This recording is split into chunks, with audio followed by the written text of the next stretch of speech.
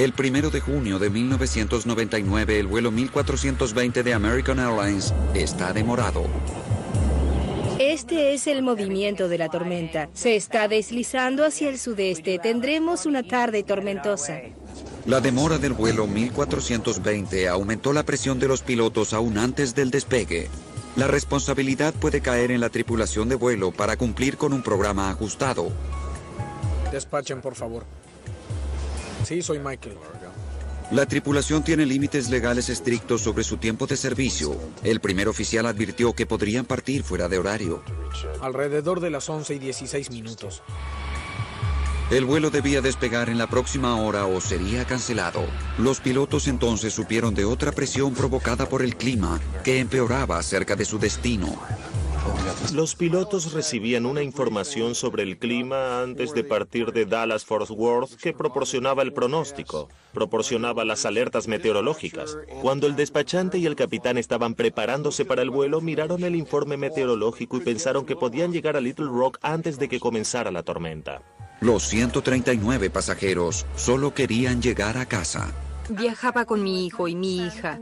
Volvíamos a casa después de las vacaciones. Era el primer vuelo de mi hija. El avión estaba demorado y había muchas demoras. Era cansador, era frustrante.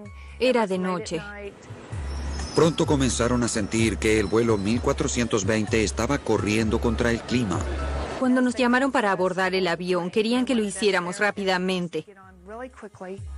Suban, siéntense, colóquense los cinturones. Nos vamos. Mencionaron que había mal tiempo entre nosotros y Little Rock. Querían adelantarse al mal tiempo que se acercaba a Little Rock.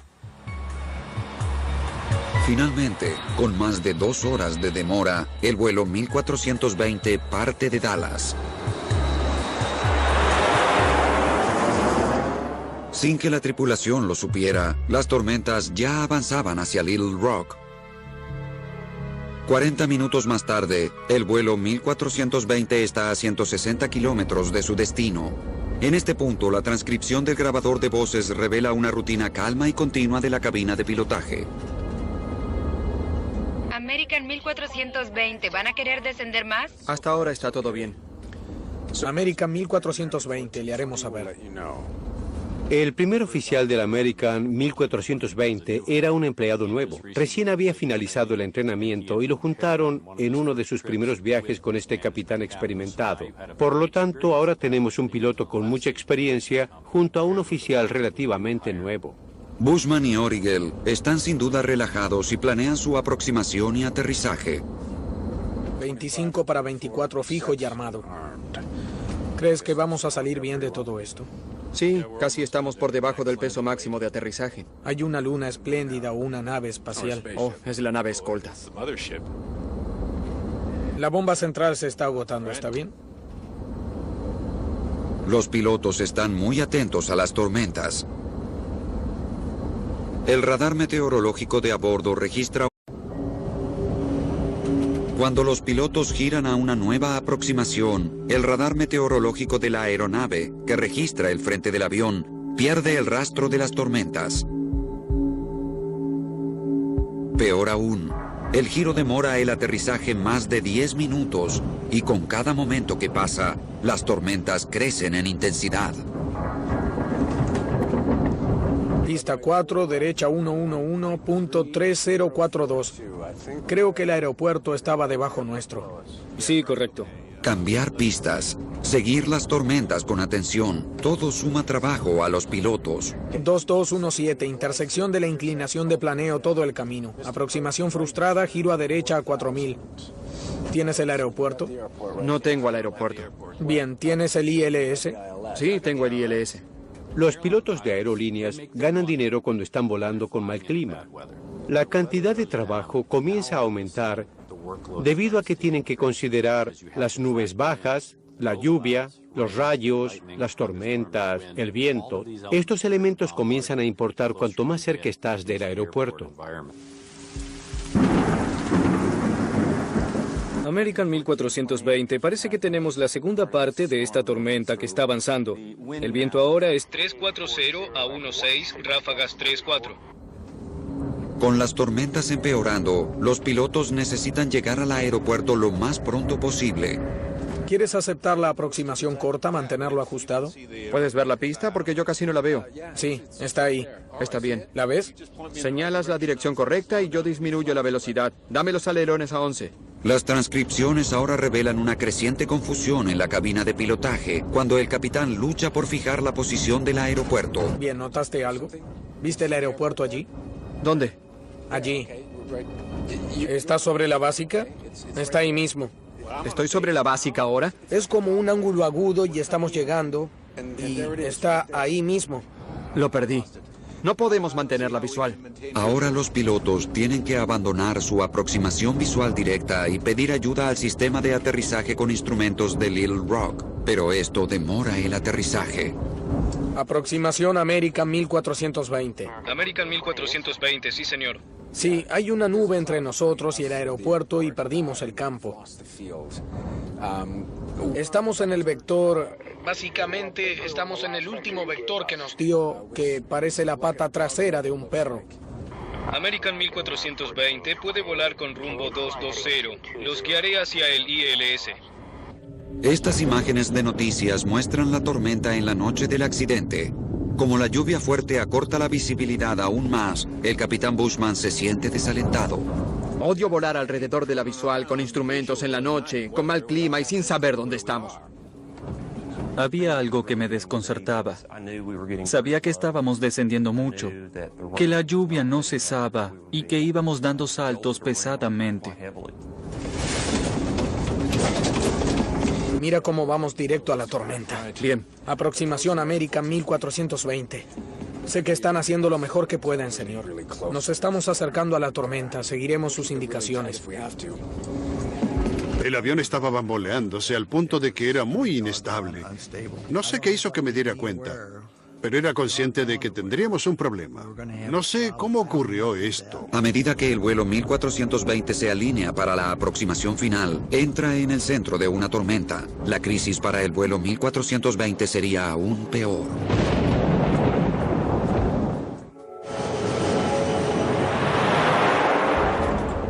Con el vuelo 1420 a minutos de aterrizar, las severas tormentas les dan a los pilotos otro problema grave. La lluvia cegadora y las nubes espesas ocultan el campo de aterrizaje. La visibilidad en la pista, conocida como RBR, está apenas sobre el valor límite de 730 metros. Vamos directo hacia allí. American 1420. En este momento tenemos una fuerte lluvia sobre el aeropuerto. La visibilidad es inferior a 1.6 kilómetros y la RBR es 914. La visibilidad es inferior a 914 metros. Los pilotos no están seguros de que no sea peligroso aterrizar. ¿914? Recibido 914. ¿Es correcta 4 derecha? American 1420 es correcta. Autorizados para aterrizar. ¿Podemos aterrizar? 030 a 45, American 1420. 914 RBR. 914 a... No, RBR es 730. Bien, correcto. Sí, correcto. Bien, 15. Tren de aterrizaje bajo. Luces, por favor.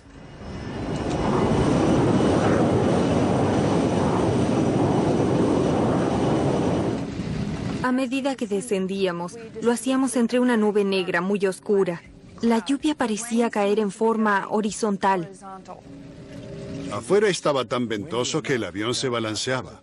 Nunca había hecho esto.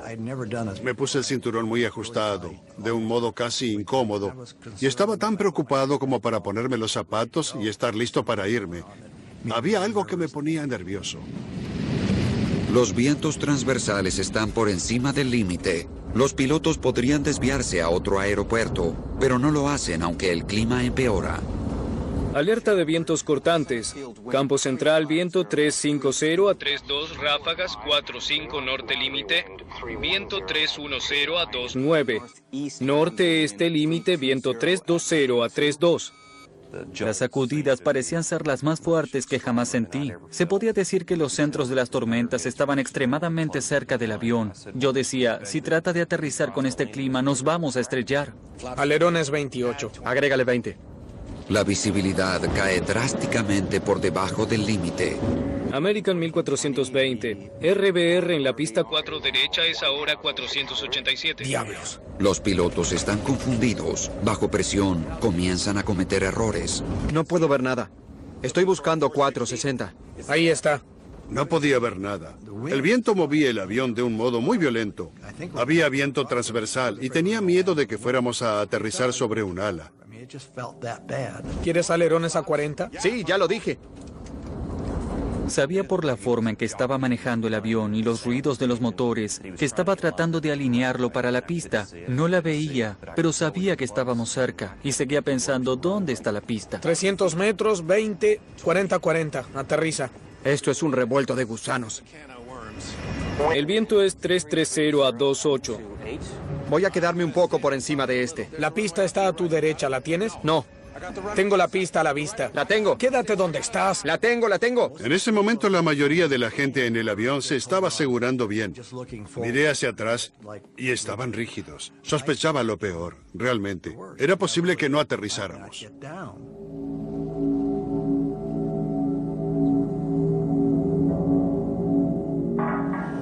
En medio de una tormenta feroz, el vuelo 1420 está por aterrizar en Little Rock. La baja visibilidad y los vientos fuertes hacían que esta aproximación final fuera engañosa. Viento 330 a 25. 150 metros. Más 20. Viento 330 a 23. Diablos, estamos fuera de curso. No puedo verla. Fuera de ruta. No puedo ver nada. ¿La tienes? La tengo. 30 metros. 15. 12. 9. 6. 3.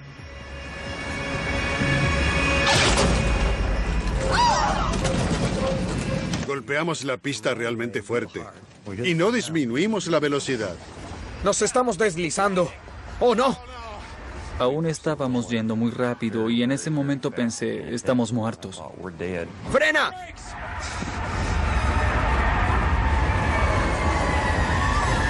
¡Oh, Dios! Era un verdadero caos. Era aterrador. Literalmente aterrador. ¡Otro más! ¡Otro más! ¡Otro más!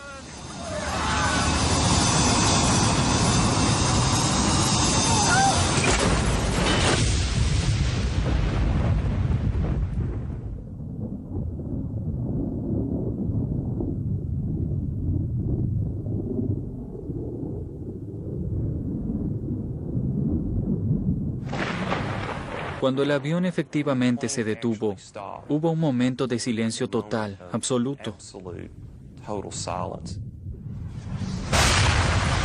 Había fuego delante de mí y podía ver escombros y estaba en silencio. Y pensé, oh Dios mío, estoy muerta.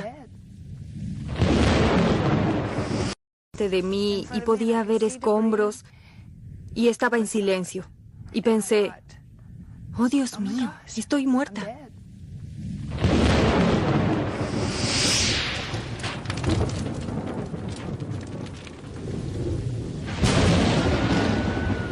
En esos minutos escuché un pequeño grito.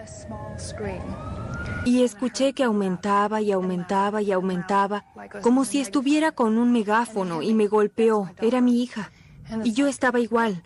Bien, tenemos que salir de aquí, tenemos que hacer algo. Los pasajeros luchaban por salir antes de que el fuego tomara toda la cabina. Yo tenía un hombro dislocado y costillas rotas.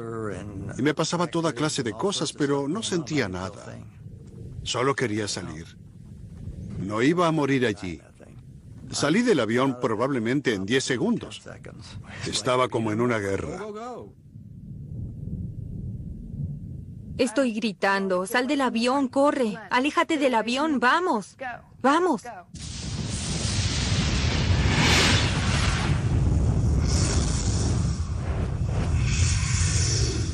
Algunas personas parecían salir de una explosión. Sus ropas estaban destrozadas. Vi a un hombre usar su teléfono celular para pedir ayuda. No sé dónde estamos, pero hay una carretera que va al aeropuerto.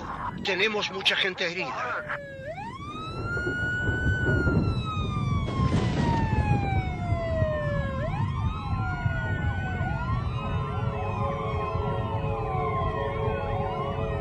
Viajando a más de 160 kilómetros por hora, la aeronave siguió hasta el final de la pista, hizo un surco en un terraplén de casi 8 metros y embistió un andén de acero.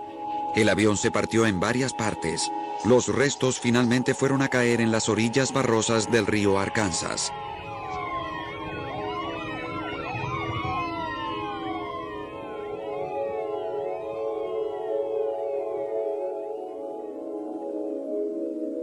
Diez pasajeros murieron. El capitán Bushman murió instantáneamente cuando el andén de acero se incrustó en la cabina de pilotaje. Fue una pena que no pudiera. Realmente una pena que no pudiera salvar a más personas. Es la peor pesadilla que tengo.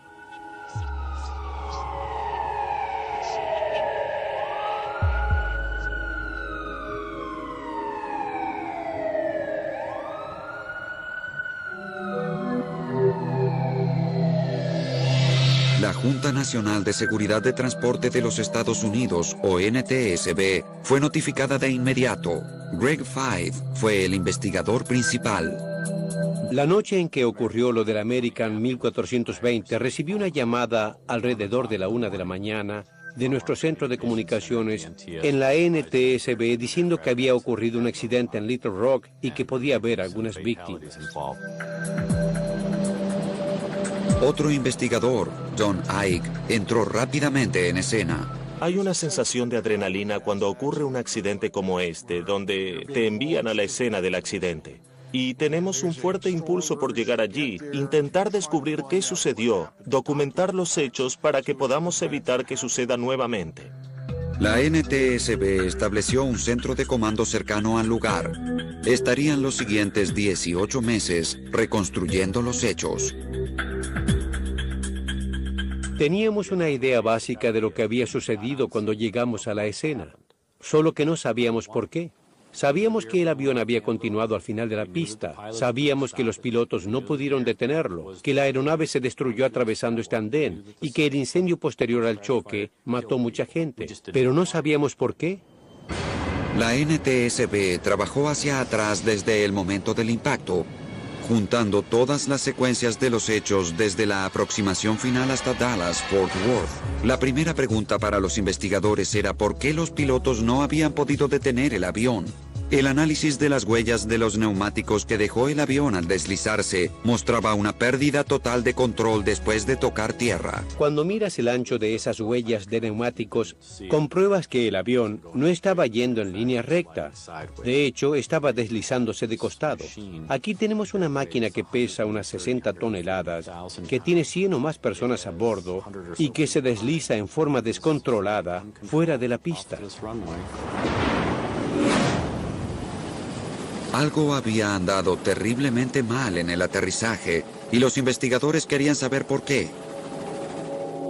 Interrogaron a los sobrevivientes del vuelo 1420, quienes proporcionarían una pista extremadamente importante.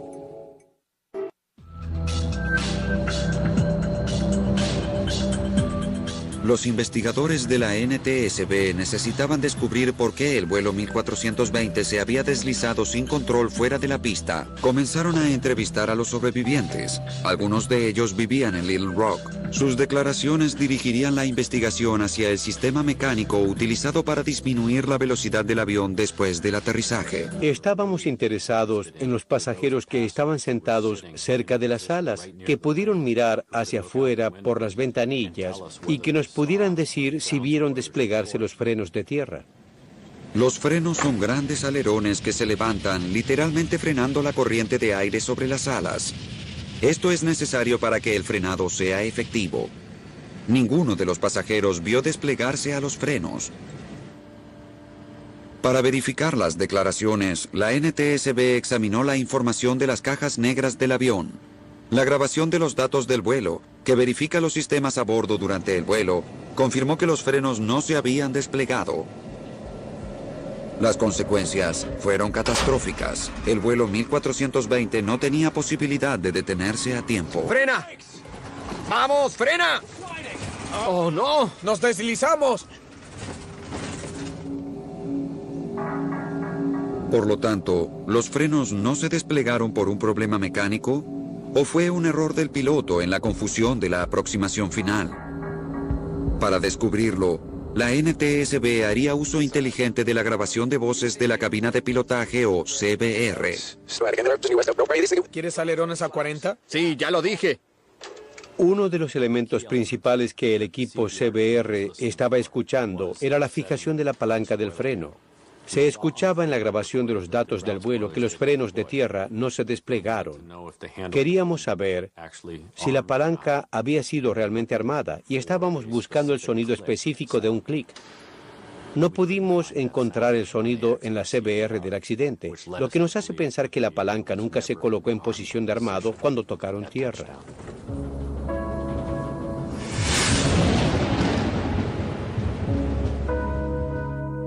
El piloto estaba tan ocupado en la cabina de pilotaje que simplemente olvidó armar los frenos. Si se hubieran desplegado, la aeronave MD-80 podría haber corrido rápidamente por la pista, pero se hubiera detenido antes de golpear el andén. Los pilotos cometieron errores serios y por último fatales, pero los investigadores querían saber por qué. Sospechaban que las presiones anteriores en el vuelo los habían llevado a estos errores. Ellos desviaron su atención al clima. Para nosotros era claro que al momento del accidente el clima de la zona era riguroso. ¿Cómo influyó esto? Era una de las cosas que teníamos que tratar de descubrir, colocando las imágenes del radar en las observaciones, tratando de colocar todo junto, por supuesto. Llevaría semanas tener esta información lista. La NTSB quería saber el papel que había desempeñado el clima en el accidente y si los pilotos eran conscientes de los peligros. Mira cómo vamos directo a la tormenta. Una de las preocupaciones que tienen todos los pilotos cuando están tratando de aterrizar una aeronave es, por supuesto, asegurarse de que los vientos transversales que puedan experimentar no excedan la capacidad de ellos o de la aeronave. Ahora los vientos 350 a 30, ráfagas 45. ¿Podemos aterrizar?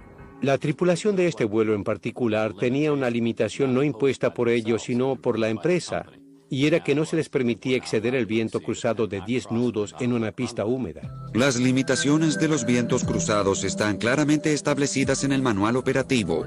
Estaban volando más allá de los límites. Esto es un revuelto de gusanos. Hay una pista a tu derecha, ¿la tienes? No. Esta animación muestra el efecto de los vientos que obligaron al capitán a hacer las últimas maniobras desesperadas. Los vientos definitivamente golpearon el vuelo. Si miran la animación, podrán ver su pelea contra los vientos. Aterrizamos. ¡Frena! ¡Otro más! ¡Otro más! ¡Otro Cuando más! comienzas a hablar de la pista mojada, las tormentas fuertes, no es bueno. Pero ¿conocían los pilotos del vuelo 1420 los peligros que se presentaban por el clima? Para la NTSB, los peligros de las tormentas fuertes eran demasiado claros.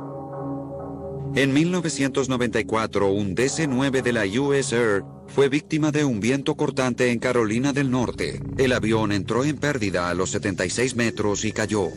Un Delta TriStar se estrelló después de estar volando con el... Ver su pelea contra los vientos. Aterrizamos. ¡Frena! ¡Otro más! ¡Otro más! ¡Otro Cuando más! comienzas a hablar de la pista mojada, las tormentas fuertes, no es bueno. Pero ¿conocían los pilotos del vuelo 1420 los peligros que se presentaban por el clima? Para la NTSB, los peligros de las tormentas fuertes eran demasiado claros. En 1994, un DC-9 de la US Air fue víctima de un viento cortante en Carolina del Norte. El avión entró en pérdida a los 76 metros y cayó.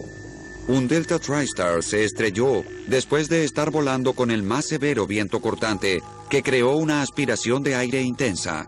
Entonces, la tripulación del vuelo 1420 debería haber abortado la aproximación. Hay una pista, hay dos pistas. Sí, lo sé. Veo que la perdemos. No veo cómo podemos mantenerla visual. La animación del clima de la NTSB cubre la trayectoria de la aeronave con imágenes de la tormenta del radar en tierra. Bushman y Origel aterrizaron con una lluvia torrencial y granizo y con vientos de 80 kilómetros por hora. Basados en la información que teníamos del radar meteorológico de la base en tierra, la tripulación del vuelo del 1420 debería haber visto la mayor parte de la tormenta. Deberían haber estado viendo el borde principal volviéndose verde, cambiando rápidamente a amarillo y a rojo brillante. No veo nada. Buscando un 460. A medida que avanzaban sobre Little Rock, comenzaron a describir el mal clima, no solo en el radar de a bordo, sino que podían ver por la ventanilla relámpagos. Y una de las manifestaciones claves que hace este capitán, que resume básicamente todo el vuelo, fue cuando dijo: Odio volar alrededor de la visual con instrumentos en la noche, con mal clima y sin saber dónde estamos. Odio volar con instrumentos en la noche cuando no sé dónde estoy. Esa fue una manifestación clave. Fue en ese punto, con un capitán con 10.000 horas de experiencia, que debían haber abandonado la aproximación a Little Rock e ir a un alternativo o volver a Dallas. Pero manifestarse de ese modo y luego continuar aproximándose al aeropuerto donde estaba avanzando una tormenta fuerte es la receta para el desastre. Pero los pilotos no eran los únicos a quienes se debía criticar duramente. A medida que la investigación continuaba, la política de vuelo de American Airlines se sometería a presión y se descubriría un gran escándalo laboral. Durante meses después del choque del vuelo 1420, la NTSB ahondó en las circunstancias que rodearon al accidente de Little Rock. La pregunta era, ¿quién tomaría la responsabilidad?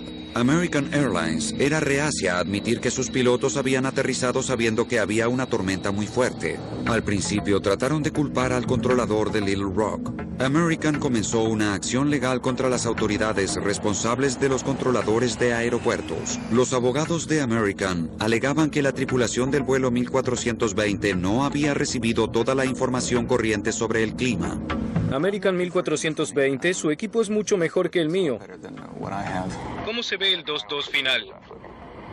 Pero después de entrevistar al controlador en Little Rock, los investigadores no estaban convencidos. Es muy poco probable que la tripulación de vuelo no estuviera lo suficientemente informada de la naturaleza y de la severidad del clima. No solo en curso, sino por supuesto durante el descenso en Little Rock. La atención volvió a los pilotos. Los abogados que representaban a los pasajeros estaban decididos a que American Airlines aceptara la responsabilidad por el accidente. Quiero decir que se trata de dinero de algún modo, porque quieres que ellos paguen. Ya que vi las cartas que respondían a mis abogados, minimizando por lo que habíamos pasado, minimizando las quemaduras y cortaduras de mi hija, los efectos psicológicos que tuvo en mi hijo de 15 años, en mi hija y en mí. Simplemente simplificando todo. Por eso queremos encontrar un modo de herirlos. René Salmans y muchos otros sobrevivientes estuvieron presentes en las audiencias públicas de la NTSB 8 meses después del desastre. Con el capitán muerto, el copiloto fue el primero en declarar. A medida que nos acercábamos al final de la pista, pude ver las luces y supe que íbamos a continuar deslizándonos. Todo lo que pensé era que el tren de aterrizaje se rompería y de pronto sentí el impacto.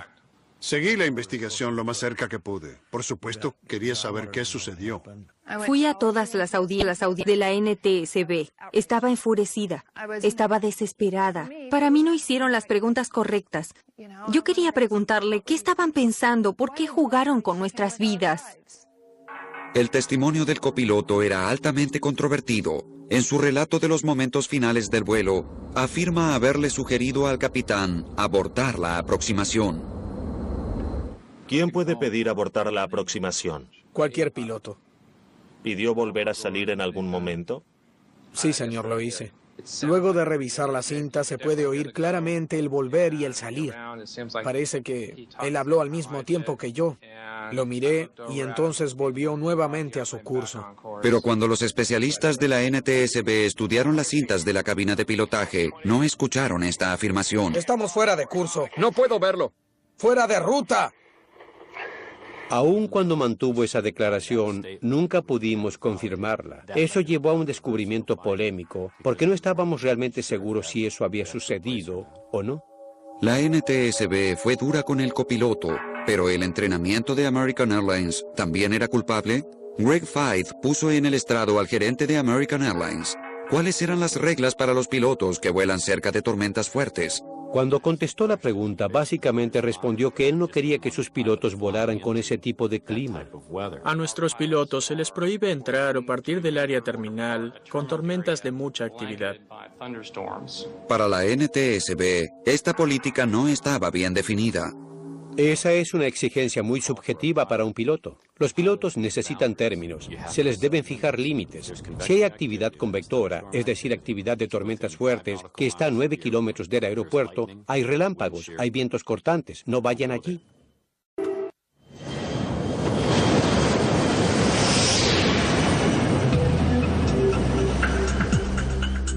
Cuanto más investigaba la NTSB, más encontraba que volar con fuertes tormentas era tan común que era perturbador. La prueba extraordinaria que daban las audiencias revelaron que el problema era de alcance laboral.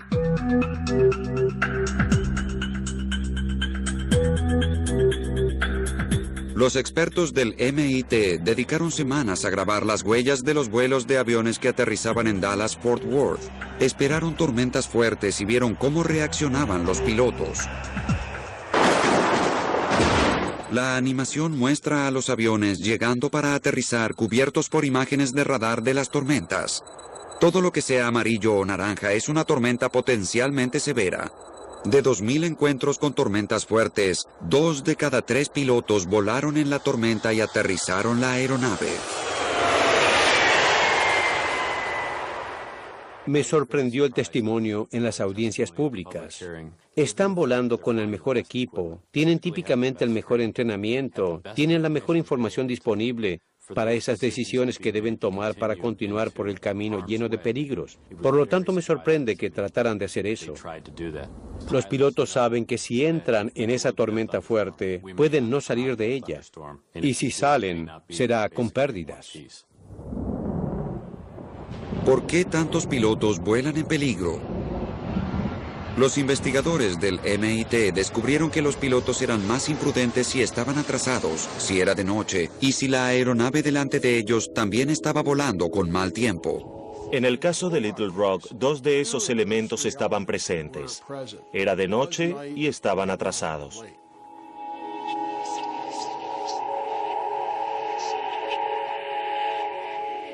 La investigación del MIT era una prueba estremecedora de que el choque en Little Rock era parte de un problema más grande. No vemos una mejora importante, para decirlo en modo contundente. Hay un tiempo limitado para el entrenamiento. El clima era una parte significativa que arma la escena del accidente. Nosotros no perdonamos ninguna operación que sea dirigida en ese clima. Existía un peligro por el clima riguroso y debió haber sido suspendida. Es decir, ninguna operación.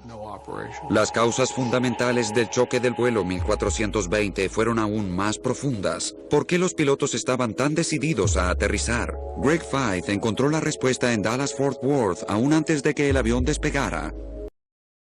Existía un peligro por el clima riguroso y debió haber sido suspendida.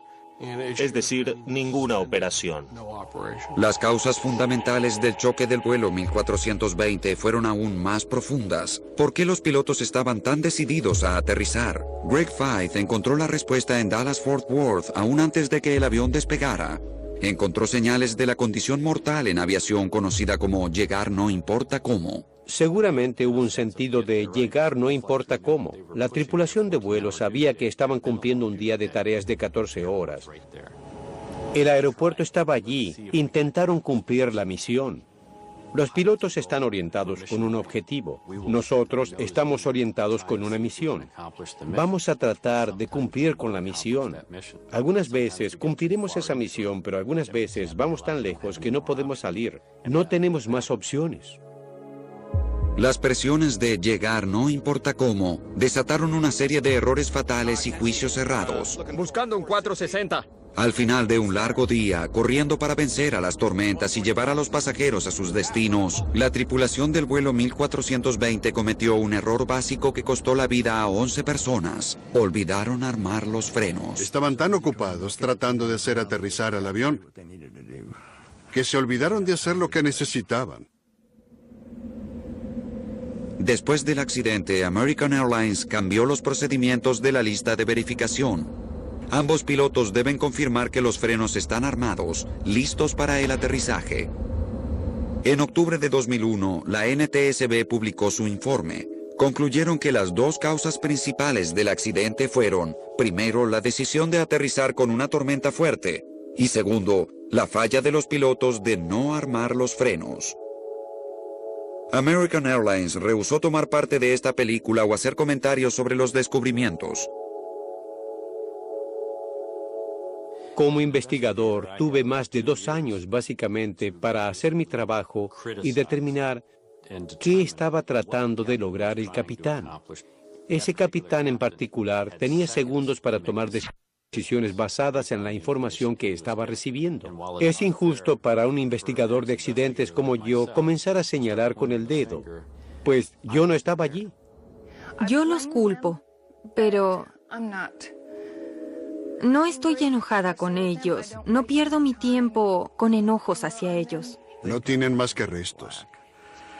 Esto se puede comprender, pero lo que no se puede entender es que una persona que conozcas quiera matarse. Nosotros salimos y visitamos su tumba en la Academia de la Fuerza Aérea unas 3 veces.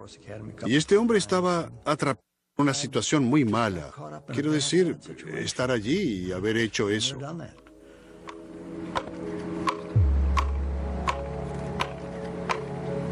Un año después del accidente, los sobrevivientes del vuelo 1420 se reunieron en el lugar para recordar a aquellos que murieron. Para los pasajeros sobrevivientes, los efectos son duraderos y profundos. Nosotros como familia trabajamos duro para sobrellevar esto. Tuvimos largas conversaciones y esto nos distanció de muchas relaciones. Descubres quiénes son tus verdaderos amigos. No puedo hacer lo suficiente para mitigar lo que ocurrió con las personas en el avión. La vida es algo precioso. Y definitivamente estamos aquí por un corto periodo. De pronto tu vida parece durar cerca de 1,5 segundos. La gente me pregunta si estoy bien. Bien, no lo estoy. No lo estoy. Nunca estaré bien. ¿Qué es eso de estar bien? Somos diferentes. Encárgate de ello. Quiero decir, estaremos de ese modo. Cuando Adam, Samantha y yo estábamos en el hospital, nos levantamos y miramos por la ventana y no podíamos creer que la vida continuaba. No podíamos creer que había automóviles en la calle y que era un día soleado y que todo seguía igual porque para nosotros la vida se detuvo.